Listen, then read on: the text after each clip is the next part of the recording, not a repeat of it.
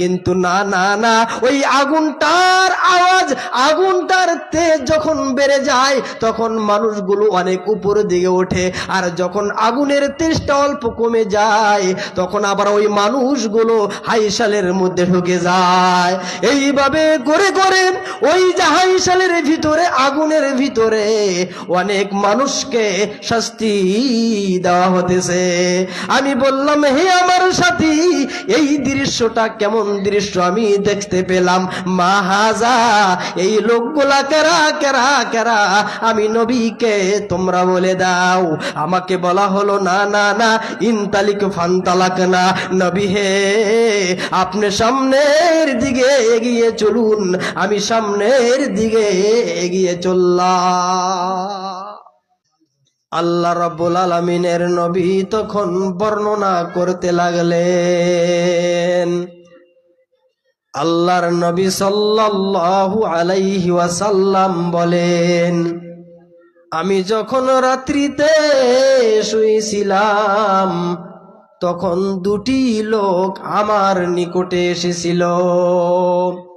আসার পরে আমার একজন আমার হাত ধরেছে, আর একজন আমার বাম হাত ধরেছে। এই দুইজনে আমার হাত ধরে তারা বাইতুল মুকাদ্দাসের দিকে নিয়ে যাচ্ছে।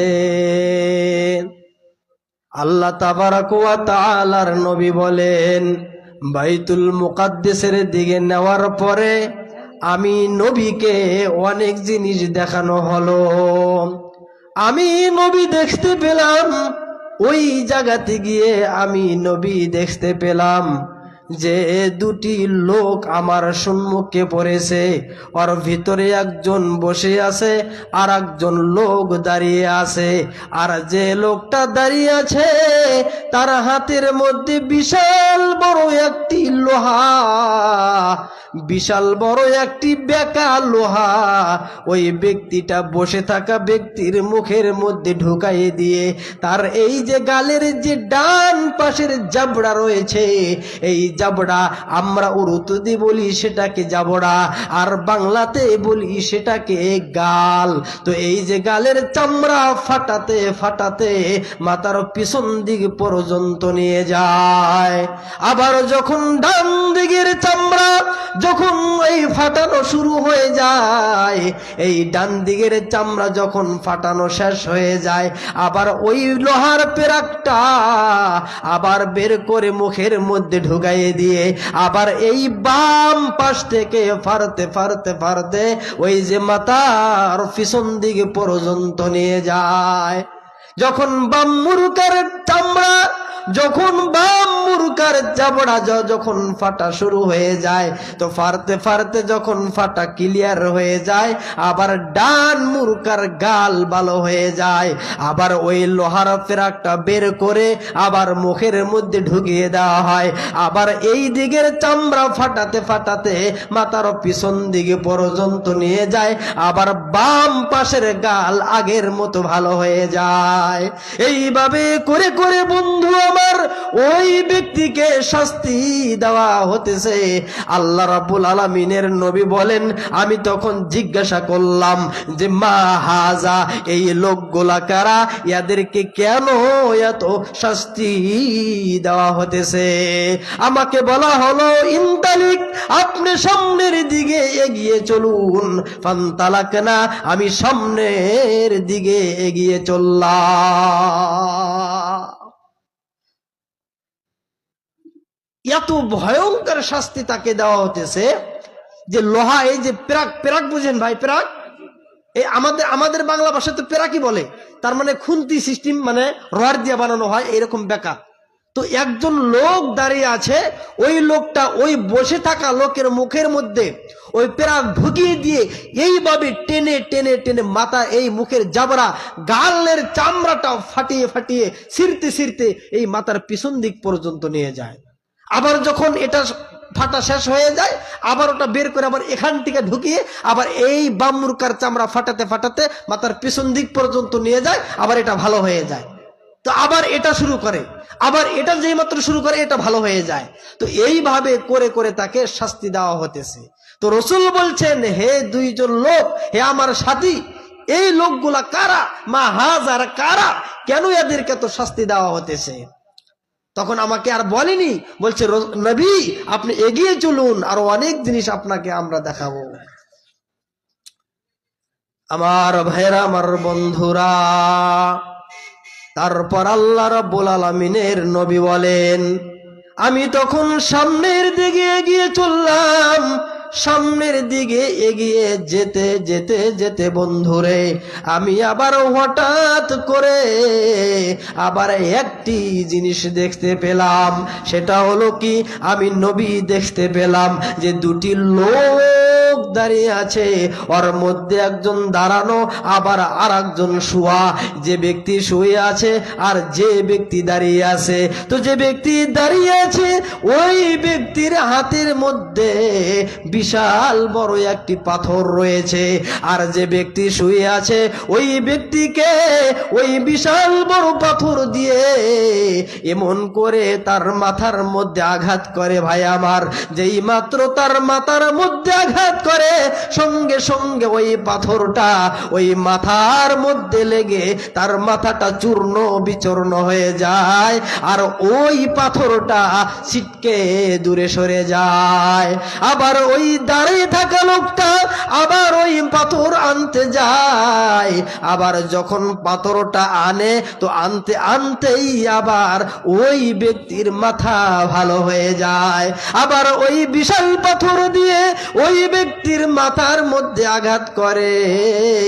আবার যেই মাত্র আঘাত করে, আবার ওই মাথাটা চূর্ণ বিচূর্ণ হয়ে যায়, আবার ওই পাথরটা ছিটকে দূরে সরে যায়। এইভাবে করে করে ওই শুয়ে থাকা ব্যক্তিকে ওই দাঁড়ানো ব্যক্তি শাস্তি দিতেছে। আমি বললাম, হে আমার সাথী, এই ব্যক্তিগুলো কারা? মা হাজা, এই লোকগুলা কারা? এদেরকে এত কেমন, এদেরকে এত এইখানে শাস্তি দেওয়া হতেছে বলো? তারা বলল, ইনতালিক নবী হে, আপনি সামনের দিকে এগিয়ে চলুন। ফান্তালাকনা, আমি সামনের দিকে এগিয়ে চললাম। কথাগুলো বুঝে আসছে ভাই, না অসুবিধা হচ্ছে বুঝতে? তো দেখেন, এত বড় পাথর দিয়ে ওই শুয়ে থাকা কেন মারতেছে, এটা ইনশাল্লাহ পরে বলবো। কেন মারতেছে বা এই শাস্তিগুলা কেন দেওয়া হতেছে, এটা ইনশাল্লাহ পরে আসবে, অপেক্ষা করেন, ইনশাল্লাহ খুবই ভালো লাগবে।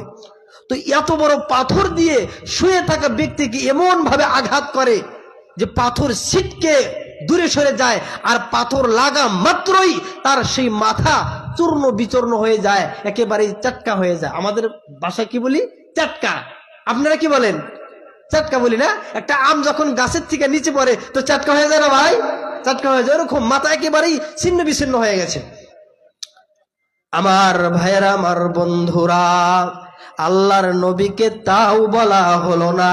আল্লাহর নবীকে বলছেন, নবী হে, আপনি আরো সামনের দিকে এগিয়ে চলুন। আল্লাহ রাব্বুল আলামিনের নবী আরো সামনের দিকে এগিয়ে চললেন। আল্লাহর নবী বলেন, যেতে যেতে যেতে যেতে যেতে আমি আবার হঠাৎ করে দেখতে পেলাম যে এই যে তান্দুরির রুটি যে বানানো হয়, এই যে আমাদের দেশে হাইশাল আছে, আমরা হাইশালে ভাত রান্ধি। হাইশালে ভাত রান্ধি না ভাই? না আপনাদের এখানকার মানুষ শুধু গ্যাসে রান্ধে? এই যে হাইশালে আমরা ভাত রান্ধি, অনেক জিনিস পাকাই।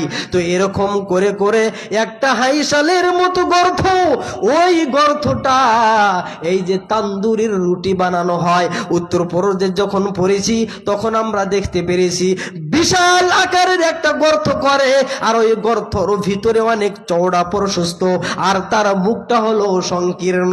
ওখান থেকে রুটিগুলো লাগায়ে লাগায়ে দিয়ে আমাদের জন্য রুটি বানাতো। তো আল্লাহ নবী বলেছেন, ওই তান্দুরির রুটির মতো, তান্দুরির রুটি বানানো হাইশালের মতো আমি একটা গর্ত দেখতে পেলাম।